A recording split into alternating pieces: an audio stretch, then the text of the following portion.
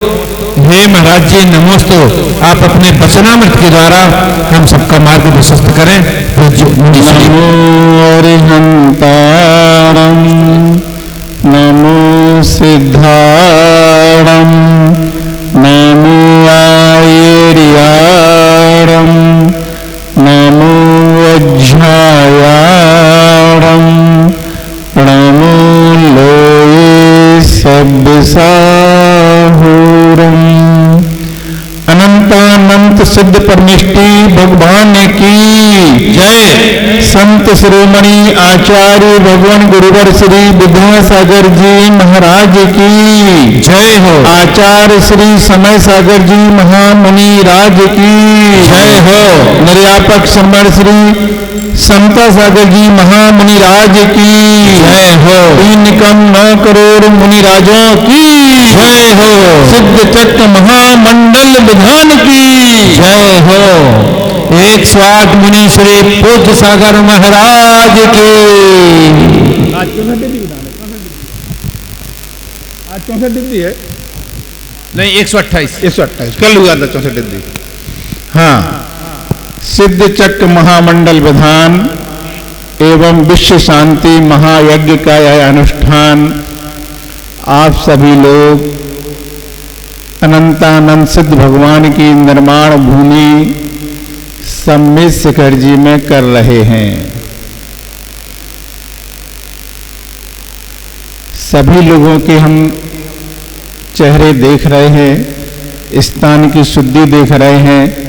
बहुत अच्छे निर्मल और शांत भावों के साथ आप लोग पंडित जी के सानिध्य में इस पूरे विधान का अच्छी तरह से आनंद ले रहे हैं। देखकर भी मुझे बहुत अच्छा लगता है।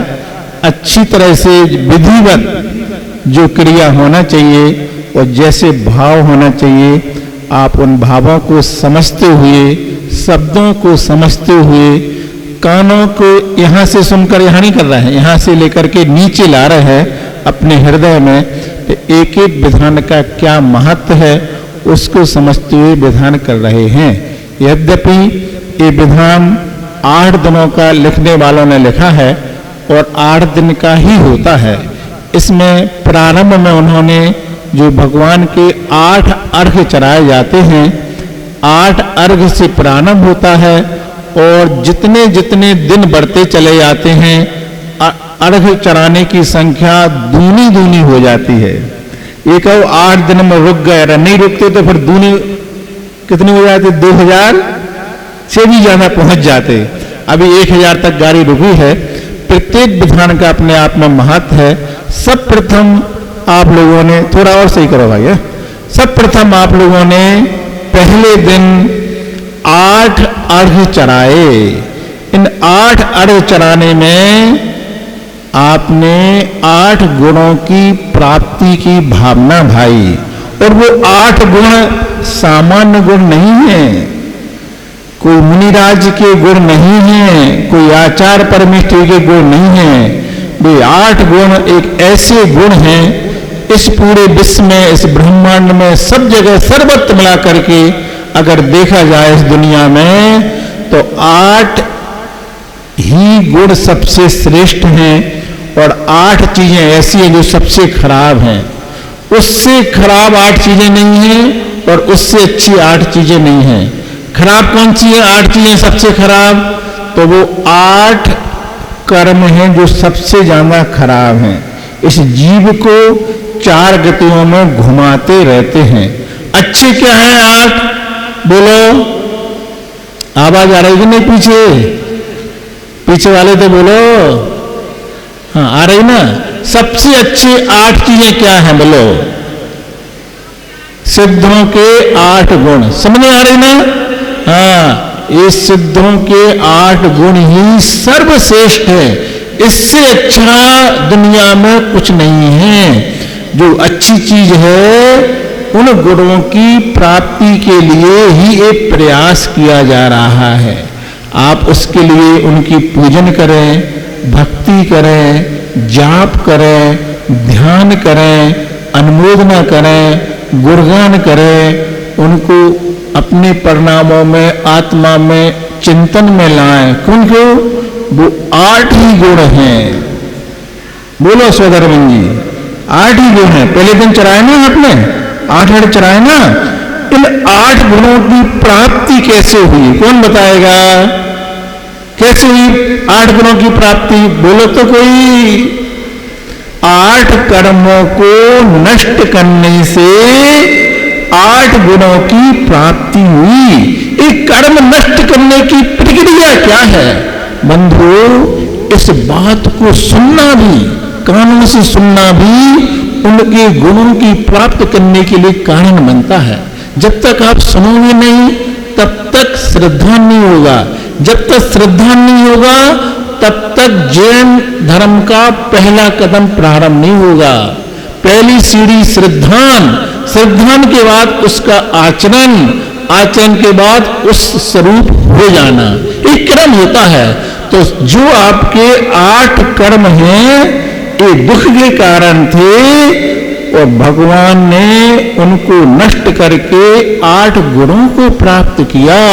हमें बार बार शुरू से लास्ट तक एक ही भावना माना कि भगवान इन्हीं 8 गुणों को प्राप्त करना है। हर क्रिया का लक्ष्य इन्हीं 8 गुणों को प्राप्त करना है। ये 8 गुण 8 कर्मों के नष्ट करने से होते हैं, लेकिन इनका भी क्रम होता है। सबसे पहले 8 कर्मों में से एक कर्म नष्ट होता है। सबसे पहले नाम बोलो, हैं? बहुत अच्छा सोदरमंड पंडित जी, आपने बहुत अच्छे मनाया, स्वाध्यायशील है, अच्छा लग रहा मुझे, सही उत्तर दे दिया। पहला कर्म मोहिनी कर्म है। ये मोहिनी कर्म इस जीव को संसार में फंसाए रखा है, ग्रस्त में फंसा के रखता है। ये मोहिनी कर्म का जंजाल बड़ा विकट है। इस मोहिनी कर्म के भी 2 टुकड़े हो गए।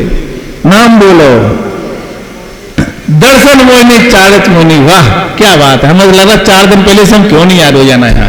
तत्व चर्चा ये कहलाती है, ज्ञान की बात ये होना चाहिए। संसार का बढ़ाने का कारण मोहिनी कर्म, और उस मोहिनी कर्म के 2 भाग हो जाते हैं। एक है दर्शन मोहिनी और एक चारित्र मोहिनी। आप शुरू सोच रहे होंगे दर्शन मोहिनी तो गृहस्थों का रहता है, सामान्य शुरुआत की बात है। चारित्र मोहिनी बहुत बड़ी बात होती है, मुनियों के लिए है। चारित्र मोहिनी कम होगा तो मुनि व्रत होंगे, लेकिन सबसे ज्यादा खतरनाक है तो दर्शन मोहिनी है। संसार का कारण है तो दर्शन मोहिनी है। इसको नष्ट करने में बहुत ज्यादा मेहनत नहीं करना, सबसे सरल है और सबसे कठिन है। सबसे सरल है, कुछ अपेक्षा नहीं रखता है ये, कोई अपेक्षा नहीं रखता है। आप शुद्धि का भोजन करो, आप कुएं का पानी पिलो, आप ऐसा करो, आप वैसा करो, कोई अपेक्षा नहीं रखता। ये बहुत सरल है और बहुत कठिन इसलिए है कि जब तुम्हारे ऊपर विपत्ति आए, उस समय तुम अपना श्रद्धान को मजबूत रखो, उसकी परीक्षा होती है इसमें, बस और कुछ नहीं होता है। आपका श्रद्धान कितना मजबूत है जिनेन्द्र भगवान के प्रति, उसका परीक्षण होता है मोहिनी कर्म में। ये दर्शन मोहिनी क्या करता है? ये कहता है श्रद्धान मजबूत बनाओ। किसके प्रति? परिवार के प्रति, मकान के प्रति, धन के प्रति। ये तो आपको मजबूत बना है। हमारे जो आराध्य हैं उनको पहले समझो। इसको कहते हैं आत्म परीक्षा। अपने भगवान की भी परीक्षा लो, पहले उनको निरीक्षण करो, अध्ययन करो, जानो। और जब जान लो, निरीक्षण कर लो, तो फिर कहना कि सबके मालिक एक जिनेन्द्र भगवान बीतराज प्रभु ही हमारे आराध्य देव हैं, इनके प्रति ही मेरा श्रद्धान है। ये सिर झुकेगा तो वही झुकेगा जहां पर बीतराग भगवान होंगे। ऐसा श्रद्धान करने वाला व्यक्ति चमत्कार कर देता है। देव के प्रति श्रद्धा कैसी होना चाहिए? उदाहरण दे रहा है आपको हम। ऐसी होना चाहिए जैसी आचार्य समुद्रभद्र स्वामी महाराज की थी। कलिकाल सर्वज्ञ माने गए वो, उनके ऊपर बहुत बड़ा उपसर्ग आया, परेशानी आई, मुनिपद को छोड़ना पड़ा। कोई बात नहीं, भगवान तो हृदय में बैठे थे, कर्म के उदय हैं छूट गया। बहुत सी बातें बीच की हैं जो अभी सामूहिक में नहीं बोल सकते हैं, लेकिन रात में राजा ने कहा तुम बीतराग भगवान को मानते हो कि जिन भगवान को मानते हो? हम तो जो मानते मुझे मालूम है। नहीं, जनता के सामने लड़ना होगा और तुम्हें यहां नमस्कार करना पड़ेगा। जहां सामने नमस्कार करना था वो उनका श्रद्धान का वैसा नहीं था। श्रद्धान तो उनका जिनेन भगवान पर था। राजा का दबाव आता है तुम्हें यहां श्रद्धान नमस्कार करना है। हमारा नमस्कार वो सहन नहीं कर पाएगा जहां तुम करवा रहे हो। हमारा श्रद्धान तो जिनेन भगवान पर है। लेकिन राजा ने कहा नहीं, करना पड़ेगा। उनके अंदर जिनेन भगवान थे, इतनी मजबूत श्रद्धान था। उन्होंने स्वयंभू स्त्रोत का पाठ पढ़ना शुरू कर दिया और जहां जो सामने नमस्कार कर रहे थे वो मिथ्यात्व की वस्तु थी, उनके अंदर सम्यक था, श्रद्धान मजबूत था। उनके चमत्कार में इतना नमस्कार था कि उनके अंदर जो चीज थी आपको आश्चर्य होगा। वो सामने जब उनका नमस्कार होता है बंदे भी बंदम चंद्रप्रभु भगवान की स्तुति करते हुए, तो सामने चंद्रप्रभु भगवान की मूर्ति प्रकट हो जाती है। इसका नाम है श्रद्धान, इसका नाम है सम्यक दर्शन। आप के प्रति, भगवान के प्रति ऐसा श्रद्धा जिस दिन तुम्हारे अंदर आ जाएगा, आप एक दिन स्वयं भगवान बन जाओगे। इस श्रद्धान की फल है। गृहस्थ अवस्था में नहीं बनोगे, बनोगे क्रम से, मुनि बन के बनोगे। लेकिन जब तक पहला सीढ़ी मजबूत नहीं होगी तब तक मंजिल वाली सीढ़ी नहीं मिलेगी। इस सम्यक दर्शन बहुत महत्वपूर्ण है, जैन धर्म में बहुत महत्वपूर्ण है। छोटा सा उदाहरण दे रहे इसके लिए। एक व्यक्ति को सम्मेद शिखर आया पहली बार और उसको कहां जाना था? उसको जाना था कलकत्ता। यहां से उन्होंने कहा सम्मेद शिखर जाएंगे फिर बाद में वहां चले जाएंगे। पहली बार आया, आके अंदर आ गया, वंदना कर ली। किसी से पूछा भाई अब ट्रेन कहां मिलेगी? बोले इसलिए जाना, सामने पारसनाथ स्टेशन है, बैठना और आप कलकत्ता पहुंच जाओगे ट्रेन में बैठने से। सीधा साधा व्यक्ति था, सीधा गया, स्टेशन पहुंचा, सामने ट्रेन खड़ी थी, बैठ गया और ट्रेन चल दी। बोलो रेवाड़ी वाले पहुंच गया नहीं कलकत्ता? सामने खड़ी थी। हाँ तो बोलो हैं? देखो पंडित जी सारा समझ गए, इसका नाम है पंडित जी। वो पौड़न उल्टे पहुंच गए। क्यों? स्टेशन जाने से और ट्रेन में बैठने से कलकत्ता नहीं मिलता। कौन सी ट्रेन में बैठना पड़ता? अपनी ट्रेन देखना पड़ती। किसी ने कहा अपनी ट्रेन तो रात के 2 बजे है, अभी शाम के 5 बजे, कौन इंतजार करे ट्रेन में आएगा? सामने इतनी ट्रेन जा रही है, बैठो चलो, कौन इंतजार करे इतनी देर का? इंतजार नहीं करोगे ट्रेन में तो बैठ जाओगे, ट्रेन चलेगी नहीं। जितनी ट्रेन चलेगी उतनी अपनी मंजिल से दूर होते जाओगे। वो पहुंच गया भोपाल, जाना था कलकत्ता। और क्यों? ट्रेन में पहुंच बैठने से मंजिल नहीं मिलती बंधु। अपनी ट्रेन इंतजार करना पड़ेगा। कैसे? जैसे किसान का श्रद्धान होता है। किसान समझते हैं आप? किसान क्या करता है? अपनी संपत्ति को भगवान के भरोसे, उसका श्रद्धान देखो, उससे सीखो श्रद्धान। अपनी सारी संपत्ति को न ताला न चाबी ऐसी उठा करके ऐसी खेत में डाल देता है, फेंक देता है खेत में, और भगवान पर श्रद्धान करता है। हे भगवान, एक खेत में जो अनाज डाला है ये मेरे पेट के लिए नहीं है, संसार के सभी प्राणियों के प्राण बचाने के लिए मैं इस अन्न को जमीन में डाल रहा हूं। ऐसी पवित्र भावना से उस खेत में अन्न को डाल देता है। बीज जमीन के अंदर चला जाता है, कुछ नहीं दिखता बाहर। मात्र श्रद्धान की दम पर पानी भी देता है, खाद भी देता है और खर्चा करता है। मिलता कुछ नहीं, देता ही देता है। लेकिन उसको श्रद्धा रहता है कि हमारी मेहनत बेकार नहीं जाएगी। एक दिन इसी जमीन से वो बीज एक नहीं, एक के 10, 15, 20 होकर के निकलेंगे। इस श्रद्धा के साथ वो मेहनत करता है, कर्तव्य करता है। बढ़िया लोग जैसे नहीं, तिजोरी में गिड्डी जमा दी, 4 दिन बात फिर देखते हैं अलवाड़ी, ऐसा नहीं कोई उठा लेगा। वो चाबी तुम्हारे पास है, कमरा तुम्हारे पास है, तिजोरी तुम्हारे पास है, पंडित जी सुन रहा है सुन रहा आप, फिर भी बार बार वो गिड्डी जमाता रहता है, देखता रहता है, ऐसा नहीं कोई ले गया हो। ताला के अंदर है। अगर किसान का काम बनिया को मिल जाए तो कभी फसल हो नहीं पाएगी। क्यों? वो हर 4 दिन बाद देखेगा जमीन निकाल के, बीज बड़ा हुआ कि नहीं हुआ, हुआ कि नहीं हुआ। तो बार बार देखोगे तो फसल, बोलो, फसल कभी नहीं हो पाएगी। कब होती फसल? श्रद्धा से होती है। बीज डाल दो, देखो नहीं, कर्तव्य करो, पानी भी डालो, खाद भी डालो। और गेहूं कब होता है पैदा? ठंडी के दिनों में, जब आप रजाई के ऊपर रजाई लेकर सोते हैं ना, हीटर जला करके, ऐसे समय में किसान खेती पे अपनी ड्यूटी देता है, खुले खेत में सोता है।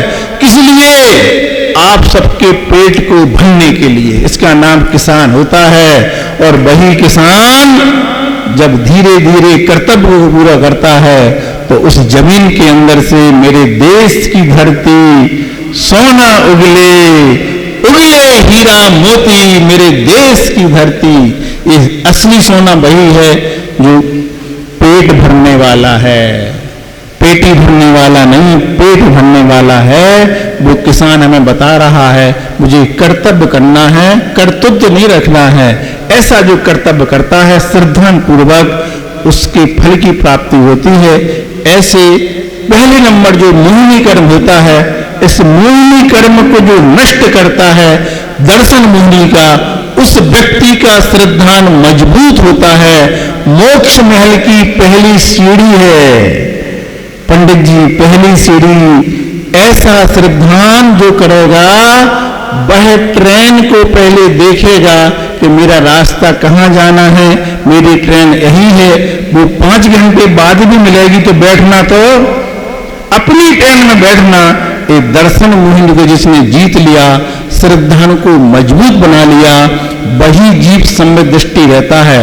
ऐसा सम्यक दृष्टि जीव एक कदम भी आगे बढ़ेगा, कर्म निर्जरा के लिए कारण बनेगा। जिस व्यक्ति का श्रद्धान मजबूत नहीं है, किसी भी ट्रेन में बैठ जाता है, वह चलता हुआ तो दिखेगा, बैठा हुआ दिखेगा, लेकिन अपनी मंजिल छोड़ने के बाद अपनी मंजिल से दूर होता चला जाएगा। मंजिल मिलेगी नहीं और दूर होती चली जाएगी। कोई समझे कि हम बिना श्रद्धान के चारित्र धारण कर लें, चारित्र तो दिखेगा लेकिन संसार को बढ़ाने वाला चारित्र होगा। इसलिए पहले श्रद्धान फिर चारित्र। भगवान कैसे हैं उनकी पहचान करना है, फिर उन्हीं पर श्रद्धान करना है। ये देव का लक्षण हुआ।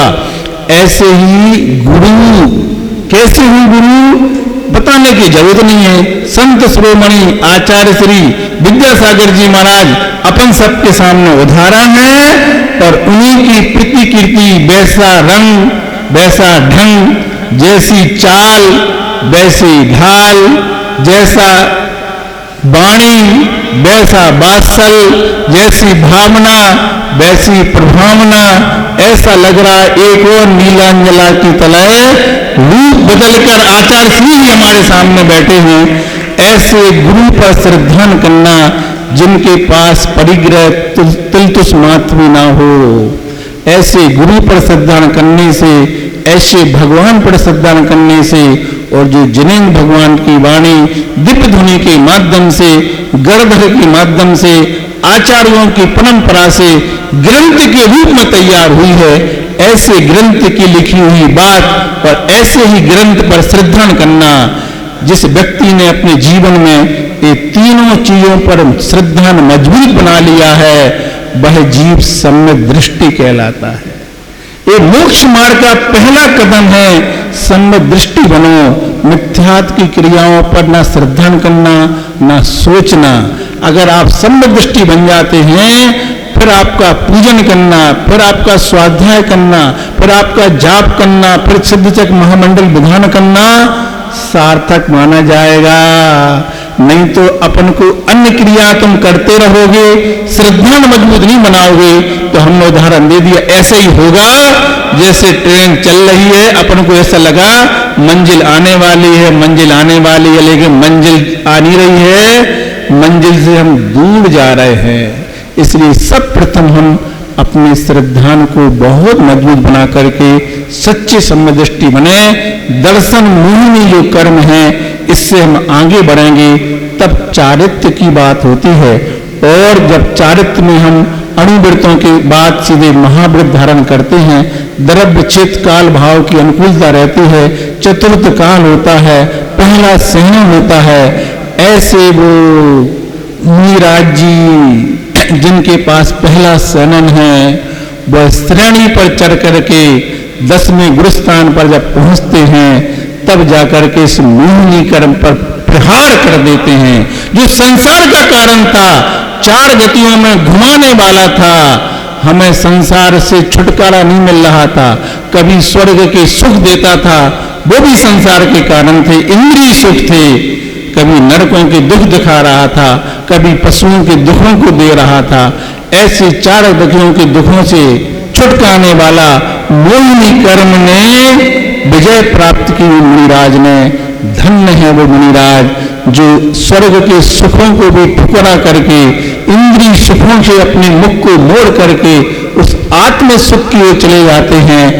ऐसे सब प्रथम दर्शन मोहिनी के बाद चारित्र मोहिनी पर विजय प्राप्त करते हुए, और सबसे पहले जो कर्मों का राजा है उस राजा को परास्त करके और 10वें गुरुस्थान से पार करने वाले धन्य है मुनिराज। उनकी कथा करना, उनकी चर्चा करना, उनके बारे में सोचना, उनका चिंतन करना, ये सारा इस जीव को उनके जैसे बनने की शक्ति देता है। आज अपन प्रवचन के माध्यम से उन्हें सुन रहे हैं। आप लोगों ने पहले दिन ऐसी प्रक्रिया से जो 10वें गुरुस्थान के बाद 12वें गुरुस्थान में 3 कर्म और नष्ट करते हैं, जिसके नष्ट होने पर वहां पर निर्गंध पद मिलता है, और फिर 13वें स्थान में जाकर के केवल ज्ञान की प्राप्त करने वाले अगर सामान्य केवली हैं अथवा तीर्थंकर केवली हैं तो उनकी दिव्य ध्वनि वहां जाकर के प्रारंभ होती है। तीर्थंकर प्रकृति का वहां उदय आता है। धन्य है वो मुनिराज जो संसार के कारण थे, ऐसे 4 कर्मों को नष्ट करके केवल ज्ञान की प्राप्ति करते हैं। किसी को अरुहंत मिलते हैं, किसी को अरहंत पद मिलता है, किसी को अरिहंत मिलता है। अब बोलो सौदर में क्या अंतर है तीनों में? अरिहंत, हाँ अरहंत, अरिहंत बन गए, और अरहंत, अरहंत जो पद मिलता है, सुनो, जैसे एक मुनि होते हैं वो घड़ी आगे बढ़ती जाती मानते नहीं। हाँ, जैसे मुनि होते हैं तो दीक्षा लेते ही सब मुनि बनते हैं। आचार्य श्री भी मुनि, हम भी मुनि बने हैं। तो ऐसे कोई भी जीव हो जो 4 कर्मों को नष्ट करता है वो अरिहंत कहलाते हैं। अरिहंत सब कहलाते हैं, लेकिन फिर मुनि में कोई आचार्य बन जाते हैं, कोई निर्यापक मुनि बन जाते हैं, ये पद दिए जाते हैं। इसी प्रकार से जो तीर्थंकर के 5 कल्याणकों से युक्त होते हैं उन्हें अरहंत पद दिया जाता है। वो पद केवल तीर्थंकर को मिलता है, बाहुबली भगवान को नहीं मिलेगा। बाहुबली भगवान जी अरहंत नहीं है, अरिहंत हैं। अरहंत कौन है? जो तीर्थंकर भगवान होते हैं उन्हें ही अरहंत पद मिलता है। ऐसे एक कर्म को नष्ट करने की जो प्रक्रिया है, फिर 3 कर्म और नष्ट होकर के 4 कर्म नष्ट होकर के केवल ज्ञान की प्राप्ति होती है। फिर शेष कर्म और नष्ट हो जाते हैं। फिर 14वें गुरुस्थान के बाद सिद्धत्व की प्राप्ति हो जाती है। सिद्ध चक्र महामंडल विधान में हे भव्य प्राणियों, तुम लोग बहुत अच्छी भक्ति भाव से कर रहे हो, अच्छी उम्र वाले भी जाना है। ऐसी भावना भाव, पवित्र भावना बनाओ। एक एक अर्घ्य के चढ़ाते समय ऐसी भावना बनाओ कि भगवान यही गुण तो प्राप्त करना है, हम इसी के लिए आए हैं। यह विधान तो हमारे रेवाड़ी में हो जाता, हमारे घर का मंदिर भी तो इतना अच्छा था, खूब अच्छा मैदान था, खूब सुंदर मंदिर था, सब अच्छा था, लेकिन यहाँ क्यों आए? सब अच्छा होते हुए भी वह विशुद्धि का स्थान वहां पर नहीं था जैसा स्थान सम्मेद शिखर जी में है।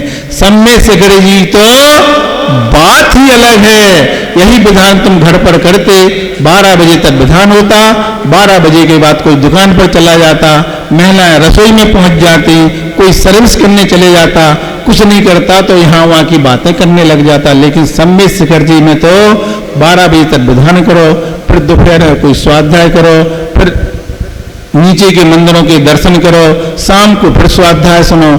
24 घंटे का समय पूर्ण धर्म ध्यान के साथ हो रहा है। इसी का नाम सम्मेद शिखर जी है। सिद्ध क्षेत्र तो बहुत से हैं। आप जिस शहर से आए हैं उसके आसपास ही कोई शहर क्षेत्र होगा, कोई अच्छा क्षेत्र भी होगा। थोड़ी आसपास दूर चले जाओ तो सिद्ध क्षेत्र भी होंगे, सोनागिर क्षेत्र भी है। इन सब क्षेत्रों के बीच में सम्मेद शिखर क्षेत्र की बात ही अलग होती है। बोलो, सम्मेद शिखर जी की बात ही अलग होती है। बड़ा सोचने समझने पड़ा कि यह विधान पावन धाम में किया जाए कि उस बारे हाल में किया जाए कि इसमें किया जाए। लेकिन लास्ट में जो निर्णय हुआ वो बहुत अच्छा हुआ, बहुत अच्छा हुआ। आपके स्थान पर आपके विधान होते होते कितने विधान और बीच बीच में होते चले जा रहे। देखो, आपकी सुविधा से, आपके इसी स्थान से बनी बनाई व्यवस्था है। कल राजस्थान वालों ने कर लिया, जबलपुर वालों ने कर लिया, एक विधान वाले और आए, उनने हमें इसी विधान की एक कहलाता है। उनके विधान हो रहे हैं, पुण्य आपको लग रहा है। क्यों? आपकी बनी बनाई व्यवस्था है। इतने प्रसन्न हो गए कि राजस्थान वाले बड़े प्रसन्न हुए, बोले इस एक दिन का विधान था, बहुत अच्छा लगा। ऐसे आप लोग जो विधान प्रतिदिन कर रहे हैं ये बदल बदल के होते हैं। इन सबको मिला करके सिद्ध चक्र महामंडल विधान कहा जाता है। कल 64 रिद्धिधारी मुनिराजों को अर्घ चढ़ाया। अभी हमने आपको सिद्ध भगवान के 8 गुणों की प्राप्ति की चर्चा की। अब वो सिद्ध भगवान बनने के पहले रिद्धियां प्राप्त हो जाती हैं। एक एक रिद्धि के बारे में कल आपको पंडित जी ने बताया होगा, कैसी ये रिद्धियां होती हैं, कैसी भावना रहती है मुनिराज की। ऐसा हाथ करते हैं, सामने वाले के मन में पाप चल रहा है, उसके मन में कलुषता चल रही है, ईर्ष्या चल रही है। ध्यान से सुनना हमारी बात। लेकिन जिन्होंने ऐसे हाथ किए हैं उनके मन में विशुद्धि चल रही है, विश्वास चल रहा है, सौम्यता है, सरलता है। हमारे हाथ में जो आहार आ रहा है ये हमारे रत्नत्रय की वृद्धि के लिए काम करेगा। ऐसी भावना से मुनिराज ने ऐसे हाथ कर दिए। उनके मन में नहीं है कि इसमें जहर हो सकता है, मन में भी नहीं सोच रहे। वो दूर तक जिस दिन वो सोच लेंगे ऐसा नहीं श्रावक जहर दे दे, उस दिन जहर हो जाएगा। ध्यान रखना, ये ध्यान से सुनो मेरी बात, मैं क्या कर रहा हूं। वो जहर अमृत कैसे बन जाता है? देने वाला कुछ भी दे, देने वाला कुछ भी दे। निमित्त पे टूटो नहीं आप, निमित्त पर दो, तुम जहर दो। अब जहर अमृत कैसे बनेगा? लेने वाले को शंका ही नहीं है। ये जैन धर्म की पहली सीढ़ी श्रद्धान। हमारे हाथ में जो आहार आएगा वो आहार मेरे रत्नत्रय की वृद्धि के लिए कारण बनेगा। दे दो, तुम जहर दे दो, उनके रत्नत्रय की वृद्धि में कारण बने। इस भावना से मैंने हाथ ऐसे किए हैं, और जिस भावना से उन्होंने किए अब वो जहर जहर नहीं रहेगा। क्यों? विशुद्ध परिणाम है, सरलता है, अंदर की विशुद्धि के परिणाम है। ऐसे भावों के साथ उन्होंने ऐसे हाथ किए, उस गिलास को लिया और उन्होंने क्या किया?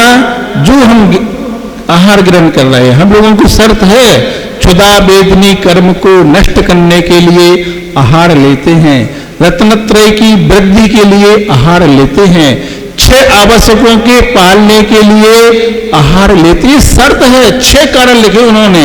इन कारणों से ही हम आहार करने जाते हैं। वो कारण हमें याद आ रहे हैं, हम इन कारणों से ही आहार ले रहे हैं। सामने वाला कह रहा तुम ले तो, हमने तुम्हें विष दिया, देखो बल क्या मजा आएगा। उसके भाव खराब है, उसके मन में कलुषता रहने दो तुम्हारे मन में, हमारे मन में तो है ही नहीं।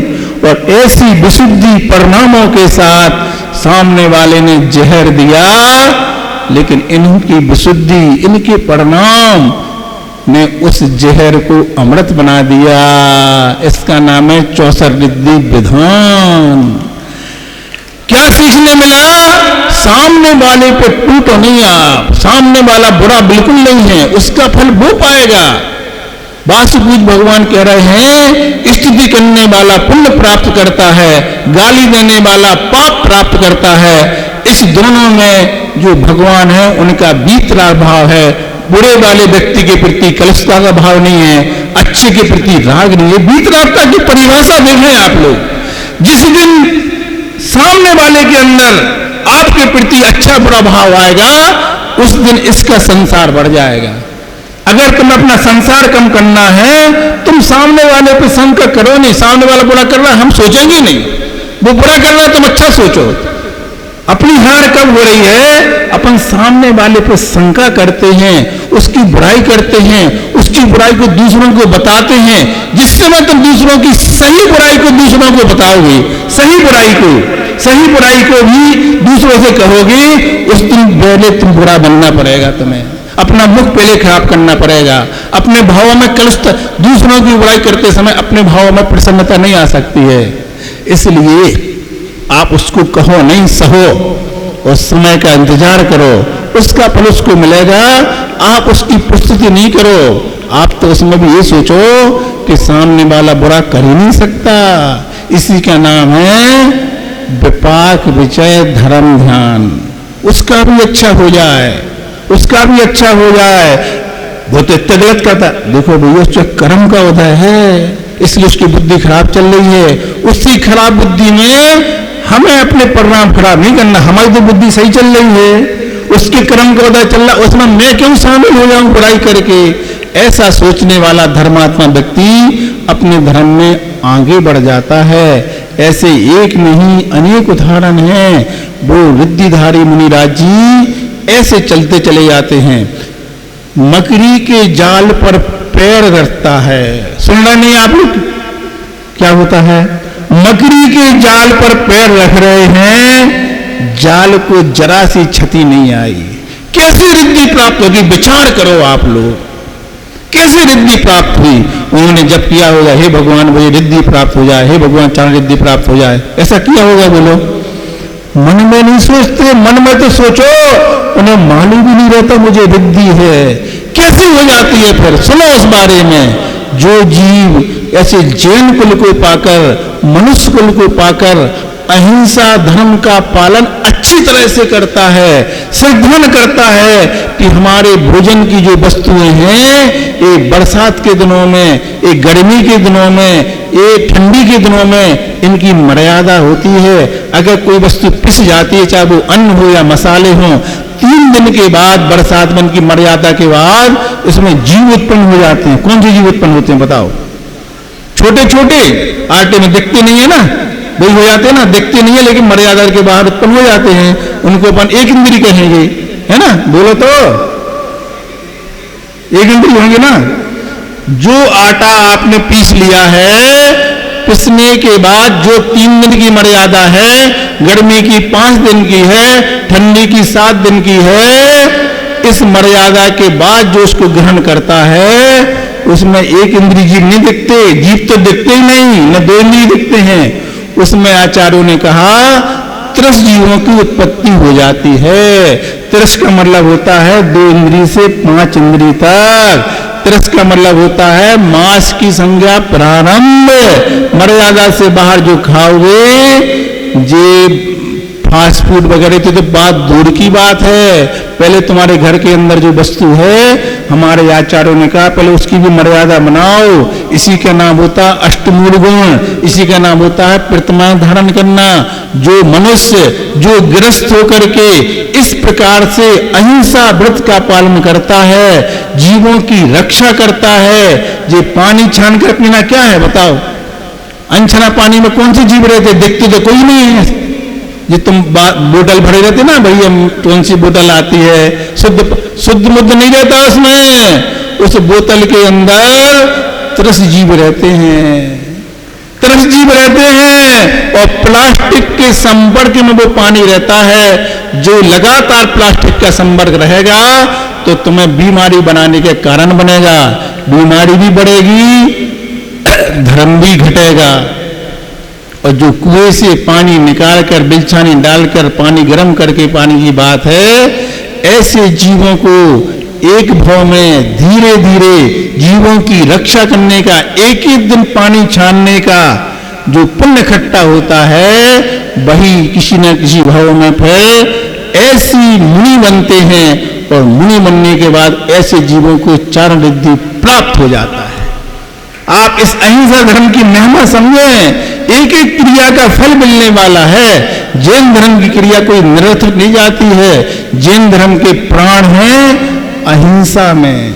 कहां कहां जीव की उत्पत्ति हो रही है, उस उत्पत्ति के होने पर उन जीव की रक्षा कहां पर करें। उन मुनिराज के मन में जिन्हें चारण रिद्धि प्राप्त हुई है, उन्होंने कई भवों में पहले अच्छे मन के साथ ऐसे जीवों की रक्षा की। अंतरंग में उन्हें अहिंसा के धर्म को पालने की भावना आई। लगता है प्रतिमा पालना, ऐसा जैसा एक व्यक्ति भारतवर्ष में सबसे बड़ा धनवान है, ऐसे प्रतिमा पालन करने वाला श्रावक, उसके पास जितनी संपत्ति होती है भारतवर्ष के सबसे सेठ व्यक्ति के पास, उससे ज्यादा संपत्ति उस प्रतिमाधारी श्रावक को मिलने वाली हो जाती है। उसका चेक बिल्कुल मजबूत हो जाता है और जो ही वो यहां से दूसरे भाव में जाता है, तुरंत उसको स्वर्गों में जाकर देव हाथों पे लेते हुए कहते, भैया प्रतिमाधारी श्रावक इस मध्यलोक के भरत क्षेत्र से यहां से आया है, इसने जीवों की रक्षा की है, शुद्धि का भोजन किया है।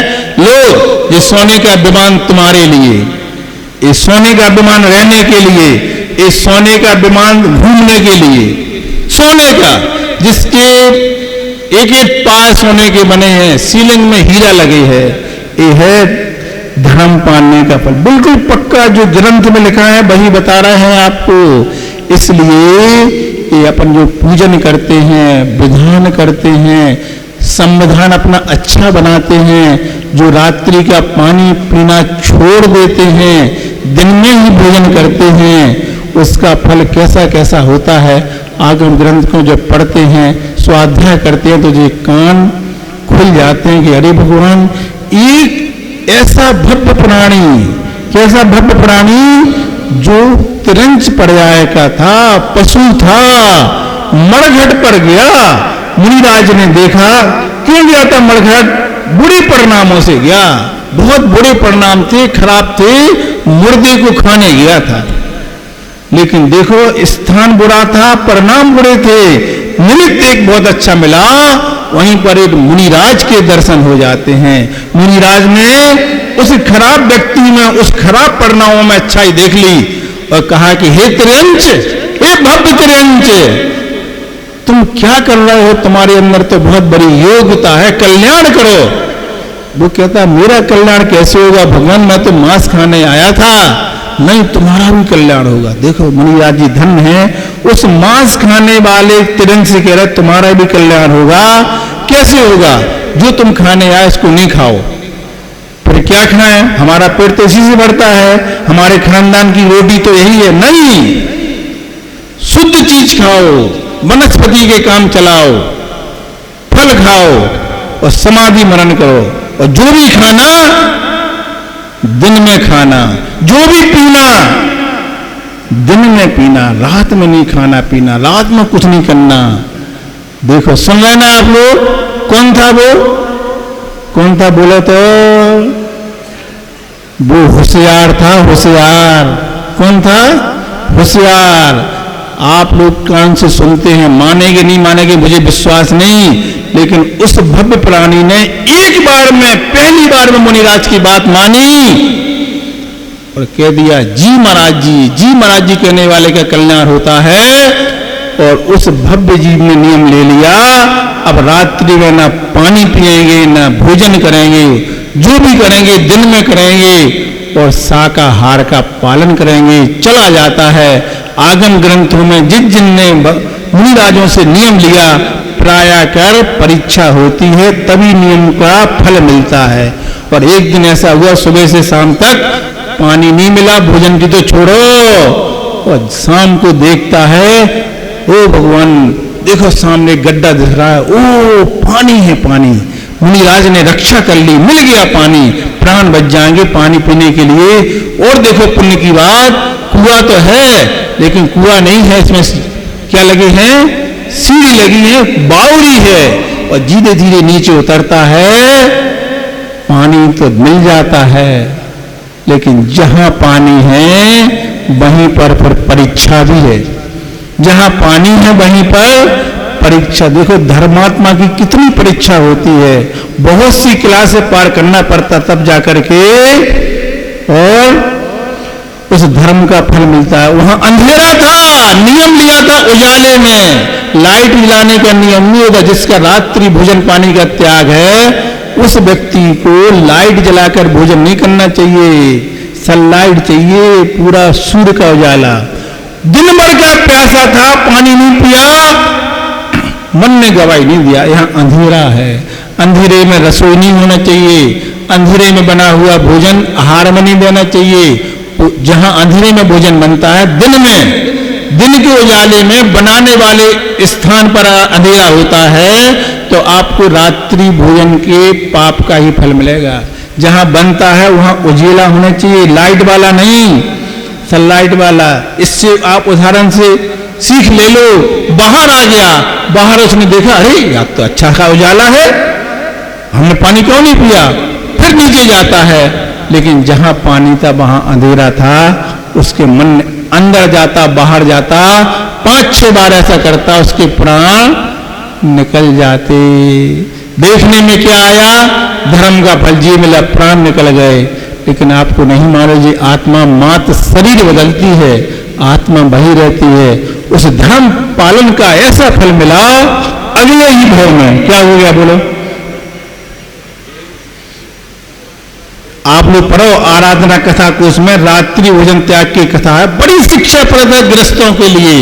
अगले भाव में वो देव नहीं बना, वो मनुष्य बना, उसका नाम पीतंकर रखा। बचपन से ही सब लोग उससे बहुत प्रीति करते थे। थोड़ा बड़े होने पर वही मुनिराज मिल जाते जिनसे नियम लिया था जानवर ने, वो उस व्यक्ति को उसकी पूरी कहानी सुना देते हैं। अरे ऐसा होता है धर्म पालने का फल, रात्रि में भोजन पानी को त्याग करने का फल मुनि मनुष्य पर्याय मिलती है, और पाप करने का फल नरक गति मिलती है, और मुनि बनने का फल मोक्ष मिलता है। हे मुनिराज जी, अब हम पशु थे तब तो हम मुनि नहीं बन सकते थे, अगर हमने थोड़ा सा धर्म करने से मुझे इतना अच्छा फल मिलता है, तो मुनि बनने से कितना बड़ा फल मिलेगा। ऐसा सोच करके अपनी कहानी को सुन करके उन्हीं मुनिराज से दीक्षा ग्रहण कर लेता है, उन्हीं महाराज से दीक्षा ले लेता है। आपको आश्चर्य होगा सुन करके, वो मुनि मात्र नहीं बनता है पंडित जी, उसी भाव से केवल ज्ञान को प्राप्त करके मोक्ष चला जाता है। ये है छोटे छोटे नियम पालने का फल। रात्रि में 4 प्रकार के आहार का त्याग किया, पशु पर्याय में था, नियम से नरक जाना था, और एक मुनिराज ने उनकी रक्षा कर दी, एक नियम दे दिया, उस नियम को अच्छे से पाला, अगले भाव में मनुष्य बना, और पीतंकर मनुष्य उसी भाव से दीक्षा लेकर के अपना कल्याण कर लिया। ये सिद्ध भक्ति, ये सिद्ध तत्वधान अपन सभी के लिए सिद्ध भगवान बनने में कारण बने। अपन सभी लोग ऐसी भावना में आए, एक कथानकों को सुन करके हम अपने जीवन को धीरे धीरे मोक्ष की ओर ले जाने का प्रयास करें। मोक्ष तो मिलता है मुनि बनने पर, लेकिन एक एक कदम आगे बढ़ेगा, एक एक कदम आगे बढ़ेगा, वही कदम मुझे मंजिल की ओर जाने के लिए कारण बनेगा। इसी भावना के साथ आप सभी के विधान के आधे दिन निकल गए हैं, आधे और बचे हैं। मैंने जो देखा है, जो अनुभव किया है, जितने दिन निकले हैं बहुत अच्छे से निकले हैं, बड़ी पवित्र भावना से, अच्छे परिणामों से आप लोग विधान कर रहे हैं। जब आधे दिन अच्छे निकले हैं, इनको देखकर लग रहा है कि आगे वाले दिन भी अच्छे ही निकलेंगे, और जब 8वें दिन अच्छे निकलेंगे, अच्छी भावना से विधान हो रहा है। तो ऐसा ग्रंथ में लिखा है, जो व्यक्ति अच्छे भावों के साथ जिनेन्द्र भगवान की पूजन भक्ति विधान करता है, उसको एक दिन जिनकी आराधना कर रहे हैं उन्हीं के पद की प्राप्ति नियम से होती ही है। ऐसे अपन भावना भाएं कि भगवान एक दिन हम भी आपके पद की प्राप्ति करके इसी सम्मेद सागर जी से निर्माण को प्राप्त करें। ऐसी भावना के साथ अहिंसा परमो धर्म की जय। संत श्रोमणी आचार्य गुरुवर श्री विद्यासागर जी महामुनि राज की जय। आचार्य श्री समय सागर जी महामुनि राज की जय। सिद्ध चक्र महामंडल विधान की जय हो। 108 मुनि श्री पूज्य सागर जी महाराज की जय। आर्यका रत्न धर्मती माता जी की जय। आर्यका संघ की जय। पंडित जी, आपको विधान का सौभाग्य है, माता जी की प्रेरणा से ये विधान हुआ है। अगर आप लोग सच्चे भक्त हो तो माता जी को रोजाना विधान में आपको बिठाना चाहिए और माता जी का बीच बीच में संबोधन समझाना सानिध्य अर्घ अवश्य लेना चाहिए, है ना। ये तो चलाता आसान है, इसलिए आज ही माता जी आई हैं, उस माता जी से आप सुनो। जिनके उपास हैं उन माता जी को तो नियम से बैठना चाहिए। भावना तो हमारी भी बहुत रहती है, लेकिन हम क्या करें, नाक में दम रहती है, नाक में ना समझते ना बुंदेलखंड क्या करें। दूसरे हम आपका जो निर्देश मिला है और अगर ये चरितार्थ हो जाए तो बहुत अच्छी बात है। चरितार्थ ही होना चाहिए, क्या बात है। आज कुछ संबोधन अभी सुने आप, हमें छोड़ दें। भाई चालू करो भैया। थोड़ा बहुत तो बता, थोड़ा बहुत थोड़ा थोड़ा जो आपका जरूरी है, जरूरी। अब